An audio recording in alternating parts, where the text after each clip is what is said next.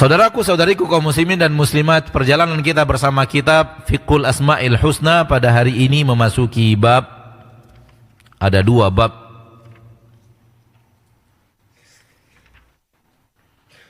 Bab yang pertama, iqtiranu asma'illahi ta'ala ba'diha bi ba'din. Dan bab yang kedua, asma'ullahi ta'ala asma'a'lamun wa awsaf. Bab yang pertama, nama Allah di dalam Al-Quran terkadang Allah gandengkan. Allah gandengkan. Terkadang Allah pisah, terkadang Allah gandeng. Dan Allah gandeng sering di akhir-akhir ayat. Alim, Hakim, Aziz, Hakim, Ghani, Hamid. Allah gandeng. Al-Khabir, Al-Basir, Al-Sami' Al-Basir, Al-Afu, Al-Ghafur, Al-Latif, Al-Khabir. Allah gandeng-gandeng.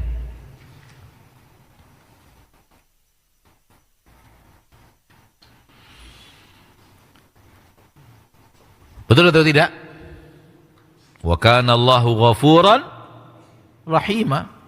Wa kana Allahu aliman hakima.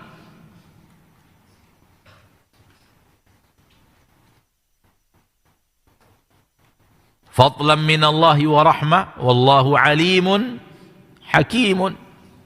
Allah gandeng-gandeng. Allah buat dua sekaligus. Ini maksud Allah gandeng. Ini yang dimaksud oleh beliau, iqtiranu asma'illahi ta'ala. Allah gandengkan nama Allah tabaraka wa ta'ala Rabbul Izzati wal Jalalah. As-Sami' Al-Basir. As-Sami' mendengar, maha mendengar. Al-Basir maha melihat. Allah gandengkan As-Sami' Al-Basir. Wa kana Allahu sami'an basira.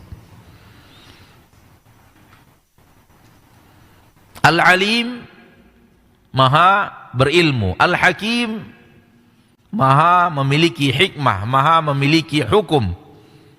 Allah gandengkan wa kana Allahu aliman hakima. Dan ini banyak di dalam Al-Quran, ada beberapa contoh beliau bawakan di dalam kitab ini.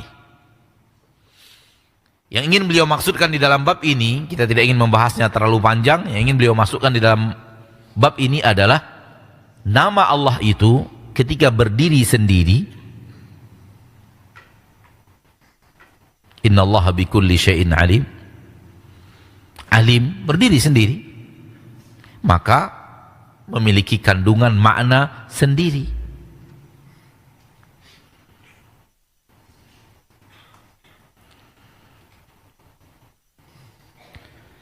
Namun ketika digandengkan, penggandengannya punya makna tersendiri.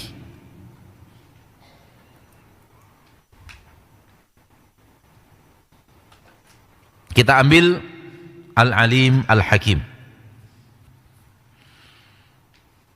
Kita ambil Al-Alim Al-Hakim. Al-Alim apa artinya?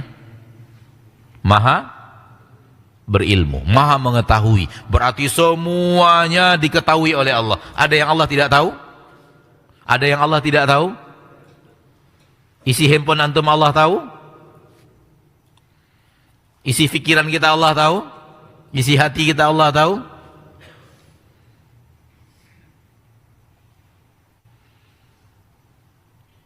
Alim ketika berdiri sendiri adalah sebuah nama yang penuh dengan keagungan dan kesempurnaan dan kehebatan dan kemuliaan yang luar biasa.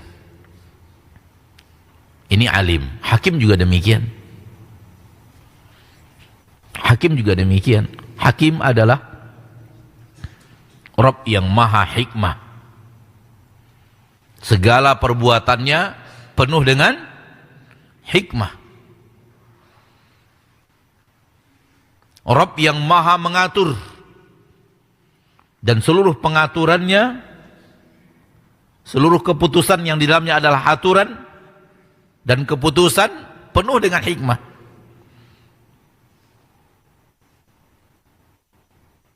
Tidak ada perbuatan Allah tanpa hikmah. Seluruh yang Allah lakukan, seluruh yang Allah putuskan, seluruh yang Allah tabaraka wa ta'ala tentukan, semuanya mengandung hikmah. Allah tidak pernah salah, karena Allah akan meletakkan segala sesuatu pada tempatnya yang benar, karena itu adalah hikmahnya Allah. Dan ketika Allah memberikan keputusan, hukum Allah penuh dengan hikmah. Maka hakim berdiri sendiri adalah keagungan, kemuliaan, kebesaran yang luar biasa milik Allah tabaraka wa ta'ala. Taib, sekarang digabung alim, hakim. Penggabungan antara alim dan hakim punya makna tersendiri, punya keagungan tersendiri, buah daripada penggabungan. Buah daripada penggabungan. Allah ketika membuat keputusan, Allah membuat keputusan hikmah tadi berdasarkan ilmu. Berdasarkan apa? Ilmu. Lihat keterikatan hikmah Allah dan keputusan Allah. Allah ikat dengan sifat Allah yang ada dalam nama Al-Alim, sifat ilmu yang ada dalam nama Al-Alim, sehingga tak akan ada keputusan Allah yang salah. Kenapa? Keputusan yang datang dari Rabb yang maha berilmu. Allah maha tahu, oleh karena itu Allah putuskan. Allah maha tahu, oleh karena itu Allah berikan keputusan. Karena Allah tahu, maka Allah memberikan hukum. Yang ini ke neraka, yang ini ke surga, yang ini disesatkan, yang ini diberikan hidayah. Abu Bakar diberikan hidayah, Abu Jahal dan Abu Lahab tidak diberikan hidayah. Kenapa Allah berikan keputusan? Karena Allah maha tahu. Karena Allah maha tahu, maka Allah letakkan Fir'aun di neraka, Qarun di neraka, Abu Jahal di neraka, Abu Lahab di neraka, Walid bin Mughirah di neraka, dan antek-anteknya. Dan Allah letakkan Abu Hurairah di surga, Abdullah bin Abbas di surga, Abdullah bin Umar di surga, Talhah di surga, Zubair di surga radhiyallahu anhum, dan orang-orang yang mengikuti mereka, semoga kita bahagian daripadanya. Dan semua itu sudah ada catatannya. Kenapa sudah ada keputusan padahal belum terjadi? Jawabannya, karena yang memberikan keputusan Allah yang maha tahu. Karena Allah maha tahu, maka Allah telah memberikan keputusan. Dan ini sangat bermanfaat di dalam ilmu qada dan qadar. Oleh karena itu ketika Allah tabaraka wa ta'ala berbicara tentang hidayah, Allah menggunakan kalimat alim dan hakim, nama alim dan hakim.